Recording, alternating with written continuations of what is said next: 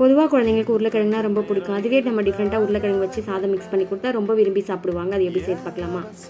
இதுக்கு ஒரு பேனில் ஒரு 4 டேபிள் ஸ்பூன் அளவு எண்ணெய் விட்டுக்கலாம். விட்டு நல்லா பொடியாக கட் பண்ண உருளைக்கிழங்கு 2 பெரிய சைஸ் உருளைக்கிழங்கு சேர்த்து நல்லா எண்ணெயில் நல்லா வதக்கிக்கலாம். கொஞ்சமாக உப்பு சேர்த்து நல்லா இந்தளவுக்கு நல்லா கிறிஸ்பியாக வந்ததும் அதுக்கு ஒரு பாத்திரத்தில் மாற்றி வச்சுக்கலாம்.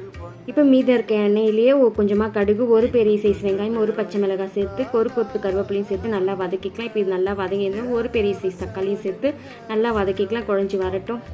இது கூடவே மசாலாவுக்கு தேவையான உப்பையும் சேர்த்து நல்லா வதக்கிக்கலாம். இப்போ தக்காளி நல்லா இந்த அளவு வதங்கினதும் 1 ஸ்பூன் அளவு இஞ்சி பூண்டு பேஸ்ட்டையும் சேர்த்து நல்லா பச்சை வடை போகிற அளவுக்கு வதக்கிக்கலாம். இப்போ இந்த அளவு நல்லா வதங்கினதும் 1 ஸ்பூன் அளவு வெறுமிளகாத்தூள், 1/2 ஸ்பூன் அளவு கரம் மசாலா, கொஞ்சமாக மஞ்சள் தூள் சேர்த்து நல்லா பச்சை வடை போகிற அளவு வதங்கினதும் வதக்கி வச்ச உருளைக்கிழங்கையும் சேர்த்துக்கலாம். சேர்த்து நல்லா மசாலாவில் நல்லா வதக்கிட்டு லோ ஃப்ளேமில் வச்சு ஒரு 10 நிமிஷம் மூடி போட்டு வச்சுக்கலாம். இப்போ உருளைக்கிழங்கோட இந்த மசாலாலாம் ஒன்று கூடி வந்ததும் 2 கப் ரைஸ் வடித்து ஆற வச்சு எடுத்து வச்சுருக்கேன். அதையும் சேர்த்து நல்லா மிக்ஸ் பண்ணிவிட்டு ஒரு கைப்பிடி அளவு நல்லா கொத்தமல்லி சேர்த்து நல்லா கமன்னு சர்வ் பண்ணுங்கள்.